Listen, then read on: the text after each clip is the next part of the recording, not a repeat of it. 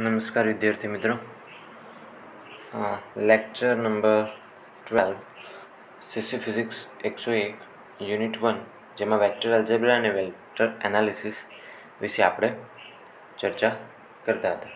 એના પહેલાં આપણે સ્ટોક્સ થિયરમ વિશે ચર્ચા કરી હતી, જેનું એક આપણે એક્ઝામ્પલ જોઈ લઈએ. તો કોઈ સદિશ ક્ષેત્ર છે, સદિશ ક્ષેત્ર F is equal to 5y i plus 6xj plus 2z k આપેલ છે. આપણને કોઈ એક સદિશ ક્ષેત્ર આપેલું છે F is equal to 5y i cap plus 6xj cap plus 2z k cap. Okay, હવે આ જે ઇક્વેશન છે એનું આપણે પહેલાં તો કર્લ શોધવાનું છે, પછી બીજી આગળની માહિતી આપણે આગળ જોઈશું. પહેલાં આપણે એને કર્લ શોધી લઈએ. તો કર્લ એફ, ઓકે ચલો, કર્લ એફ એટલે કર્લ એફ, અને આપણે બીજી રીતે કહીએ નેબલા ક્રોસ એફ, આ રીતે દર્શાવતા. તો એને કર્લ એફ બરાબર નેબલા ક્રોસ એફ બરાબર આપણે સૂત્ર જોયું આઈ મેટ્રિક્સમાં, જે કે i cap j cap k cap del x del upon del x del upon del y del upon del z, અને અહીંયા આપણે એફ એક્સ એફ વાય અને એફ ઝેડ મૂકીશું. ઓકે, હવે આનું સાદુરૂપ આપવું હોય તો આપણે કઈ રીતે આપીશું? તો કે આઈ કેપના ગુણાકારમાં શું આવશે? ક્રોસ પ્રોડક્ટ કરવી પડશે આના આ, એટલે કે del upon del y f z minus del upon del z f y. Okay, i cap આપણે પાછળ લખીશું અહીંયા. ઓકે, માઇનસ જે કેપ, ફરીથી જે કેપ માટે, તો જે કેપ માટે શું થશે? આ રો અને આ કોલમ એ નહીં લેવાની, આ બીજી જે વધ્યું એનો ગુણાકાર કરી લેવાનો, આનો અને આનો. તો del upon del x f z minus del upon del z f x i cap. Okay, આ રીતે થશે. Del x upon del x del by del x into f z del upon del z f z. Okay, તો આ રીતે અહીંયા મૂકીશું. Okay, એ જ રીતે કે કેપની વાત કરીએ તો કે કેપ માટે શું થશે? આ અને આ નહીં આવે, બરાબર છે, આ બંનેનો અને આ બંનેનો ગુણાકાર plus del upon del x f y minus del upon del y f x into કે કેપ. આ રીતે લખાશે આ. ઓકે, હવે જોઈએ આપણું એફ જે છે, એફ આપણને આપેલું છે F Y I cap plus 6xj plus 2z K. તો હવે આપણે એને કઈ રીતે લખીશું? તો કે i cap j cap k cap, પછી હું અહીંયા સાઈડમાં લખું છું i cap j cap k cap. Okay, del upon del x del upon del y del upon del z. F એક્સની જગ્યાએ શું આવશે? 5y આવશે, 5y. એફ વાયની જગ્યાએ 6x આવશે, અને એફ ઝેડની જગ્યાએ 2z આવશે.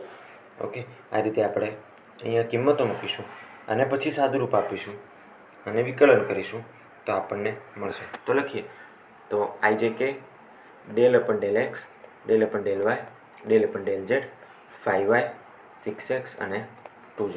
હવે સાદુરૂપ આપીએ તો આઈ, પછી શું થશે?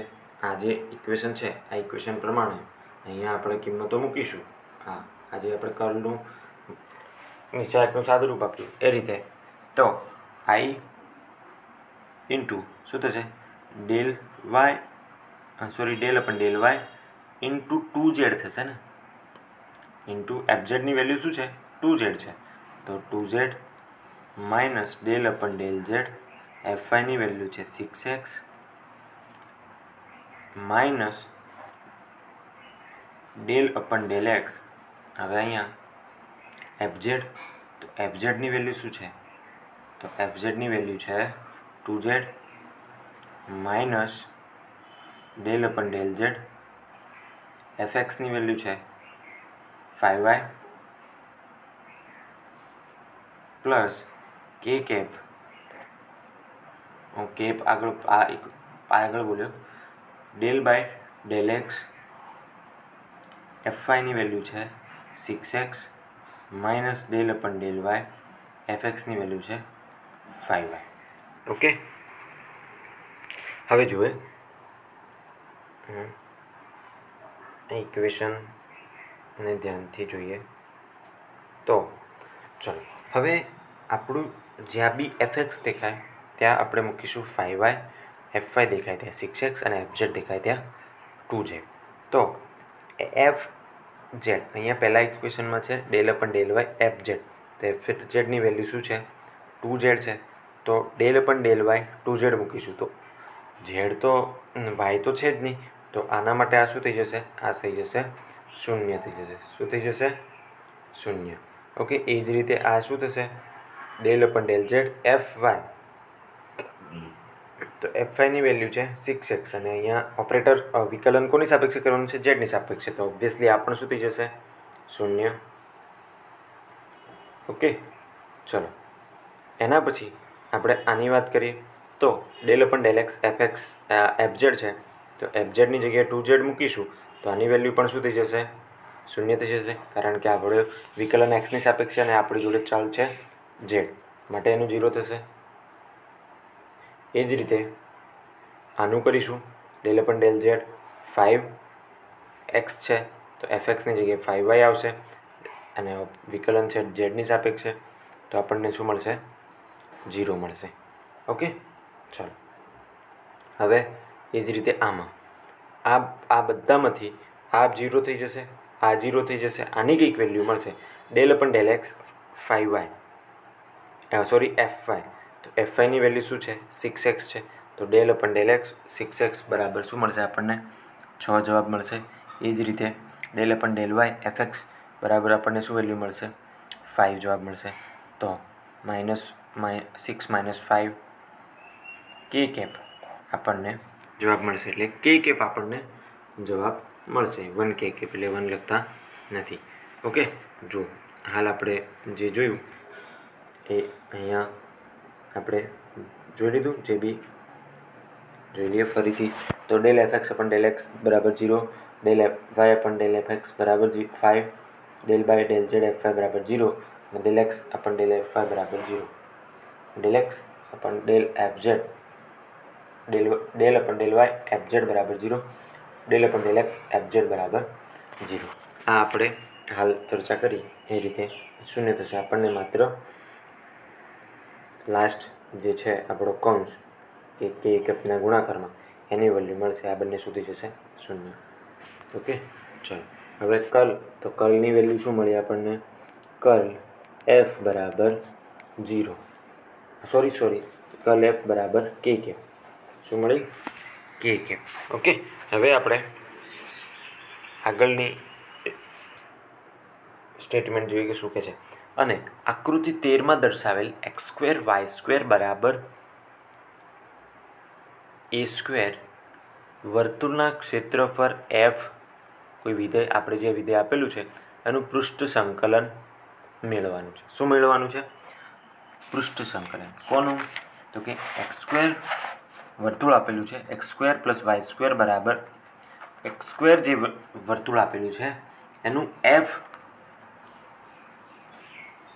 વર્તુળના ક્ષેત્રફળ fનું પૃષ્ઠ સંકલન મેળવવાનું છે. ઓકે, હવે વર્તુળ x² y² બરાબર x² જે આપેલું છે એ xy સમતલમાં હોવાથી આ જુઓ આ કયા સમતલમાં છે?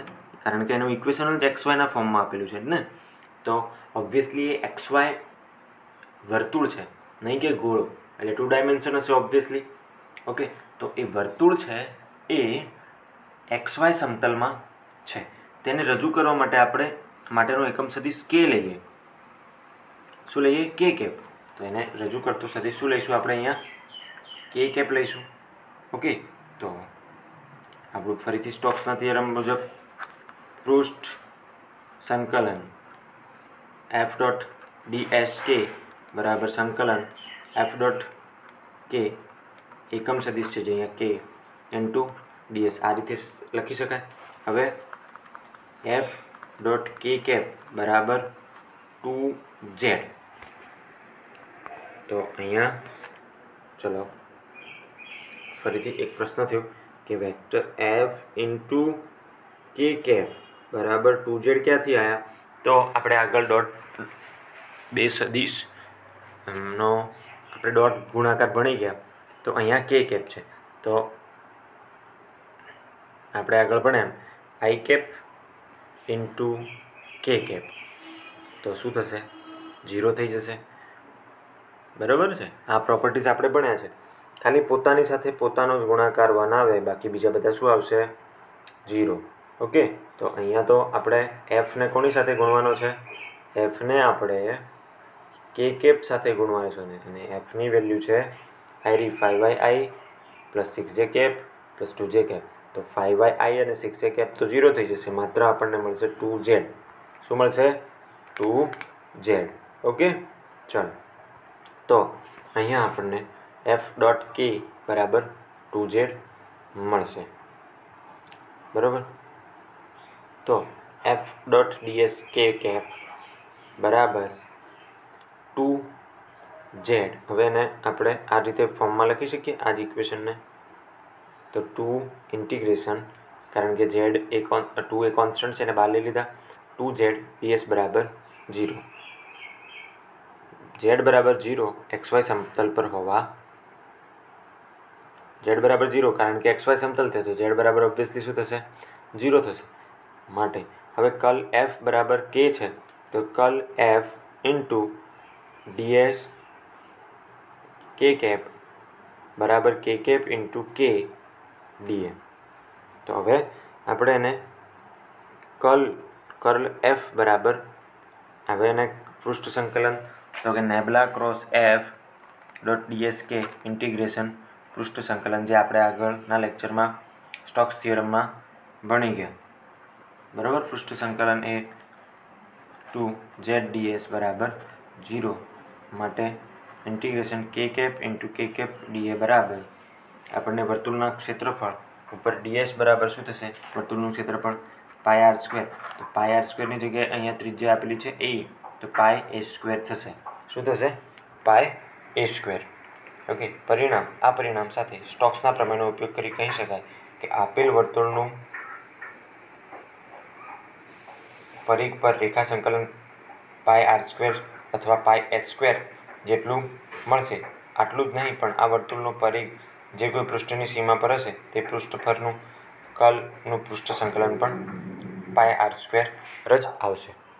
ઓકે, ચલો. તો આ એક સ્ટોક્સ થિયરમનો એક્ઝામ્પલ કર્યો જે મોસ્ટ ઇમ્પોર્ટન્ટ છે. આના જેવા ઘણા જ એક્ઝામ્પલ પરીક્ષામાં પૂછાઈ શકે છે. તો તમે બીજા એક્ઝામ્પલનું રિવિઝન કરજો. એના પછી નેક્સ્ટ છે ગાઉસના ડાયવર્જન્સ પ્રમેય પરથી ગ્રીન્સ પ્રમેયની તારવણી. હવે આપણે ગ્રીન્સનો પ્રમેય તારવવાનો છે. કોના નિયમ પરથી? ગાઉસનાથી. તો ધારો કે આપણી જોડે ફાઈ અને સાઈ બે સતત અદિશ ક્ષેત્રો છે. ફાઈ અને સાઈ એ સતત કેવા છે? અદિશ ક્ષેત્રો છે. બરાબર. તો ક્ષેત્રો પરથી નીચે જવાનું સદિશ ક્ષેત્ર એને મેળવી શકાય. બે અદિશ ક્ષેત્રોના પરથી આપણે શું મેળવીશું? એક સદિશ ક્ષેત્ર મેળવીએ. તો એ સદિશ બરાબર phi nabla psi. Phi nabla psi. Okay, હવે આ જે છે એ સમીકરણમાં હું બંને બાજુ સદિશનો ડાયવર્જન્સ લઉં. તો આ સમીકરણ જે છે એનું ડાયવર્જન્સ લેવું હોય. ડાયવર્જન્સનો મતલબ નેબલા ડોટ એફ.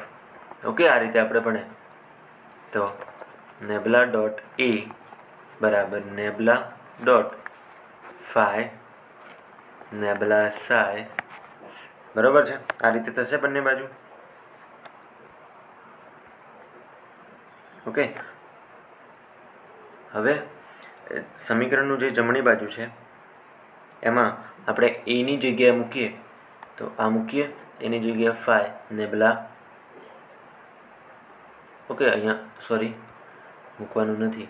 આ જે ઇક્વેશન છે એમાં આ જે જમણી બાજુ છે એનું આપણે સાદું રૂપ આપીએ તો સાદું રૂપ આપીએ નેબલા dot phi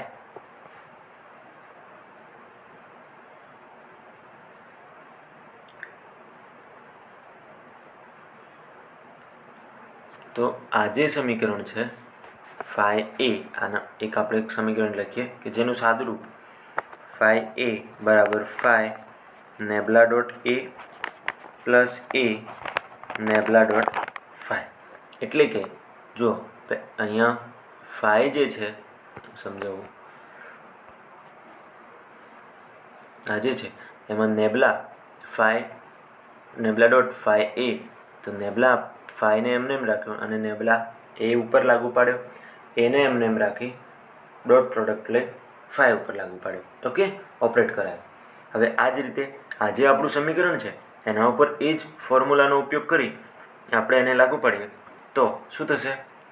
નેબલા dot phi nabla Sai છે તો આપણું વાસ્તવિકમાં આ સ્વરૂપમાં ને આ સ્વરૂપમાં છે તો એને સ્વરૂપમાં લખીએ તો ફાઈ એમના એમ પછી લાગુ પડીએ તો નેબલા સ્ક્વેર સાઈ થશે પ્લસ નેબલા સાઈ એમના એમ અને નેબલા ફાઈ થશે।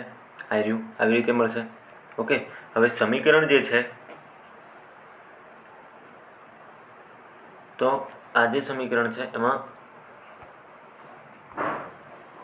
ફાઈ અને સાઈની અદલા બદલી કરીએ એટલે કે ફાઈની જગ્યાએ સાઈ લખીએ અને સાઈની જગ્યાએ ફાઈ લખીએ તો નેબલા ડોટ સાઈ નેબલા ફાઈ। તો ફરીથી આપણને શું મળશે? સાઈ એમના એમ લખીશું, ફરીથી આપણે એના ઉપર ઓપરેટર લાગુ પાડીએ તો nabla square phi plus nabla phi into nabla psi, આ રીતે મળશે। હવે આજે બંને ઇક્વેશન મળ્યા। હવે જે આપણું આ સમીકરણ છે એનું કદ સંકલન લઈએ। શું લઈએ? કદ સંકલન। કદ જો સરફેસ લઈએ તો ડીએસ આવશે અને કદ સંકલન લઈએ તો ડીબી આવશે। ઓકે, તો શું થશે? આ ઇક્વેશનનું આપણે કદ સંકલન અહીંયા લખીએ તો નેબલા ફાઈ નેબલા સાઈ ડીવી બરાબર integration phi nabla square psi plus nabla psi into nabla psi d v. એટલે કે આ જે ઇક્વેશન છે એમાં આ કિંમત મૂકીને આપણે ઇન્ટિગ્રેશન એટલે કે ઇક્વેશન નંબર 40નું આપણે શું કર્યું છે? કદ સંકલન લીધું છે। ઓકે, ચલો ઓકે, હવે ગાઉસનો પ્રમેયનો ઉપયોગ કરી ડાબી બાજુ પૃષ્ઠ સંકલન ના સ્વરૂપમાં લખતા। હવે ગાઉસના પ્રમેય મુજબ આપણે ડાબી બાજુ જે છે એને આપણે શેના તરીકે લખીએ? આ ઇક્વેશનની, તો કે એને પૃષ્ઠ સંકલન વડે લખીએ તો phi nabla psi into d s બરાબર phi nabla square psi plus nabla psi into nabla phi d v. આ જ રીતે આપણે જો ફાઈ માટે કરી તો એ જ રીતે આપણે સાઈ માટે પણ કરવી પડે તો સાઈ બરાબર નેબલા ફાઈ ઇન્ટુ ડીએસ બરાબર integration psi nabla square phi plus nabla phi into nabla psi. આ જે ઇક્વેશન મળે આપણને, આ ઇક્વેશન અને આ જે ઇક્વેશન મળ્યા એને આપણે શું કહીશું? ગ્રીન્સ થિયરમ કહીશું। શું કહીશું? ગ્રીન્સનું થિયરમ। ઓકે, ચાલો હવે આજના લેક્ચરમાં આપણે શું ડિસ્કસ કર્યું તો કે આપણે એક સ્ટોક્સ થિયરમનો ઉપયોગ કરી એક એક્ઝામ્પલ સોલ્વ કર્યો। એના પછી આપણે ગાઉસના ડાયવર્જન્સ પ્રમેય પરથી ગ્રીન્સનો પ્રથમ પ્રમેયની તારવણી કરી। નેક્સ્ટ લેક્ચરમાં આપણે એક્ઝામ્પલ્સ જોઈશું વેક્ટર્સ એનાલિસિસને લગતા. ઓકે, જે કદાચ આપણું સેકન્ડ લાસ્ટ લેક્ચર હશે. ઓકે, એના પછી આપણે નવો યુનિટ શરૂ કરીશું. Thank you.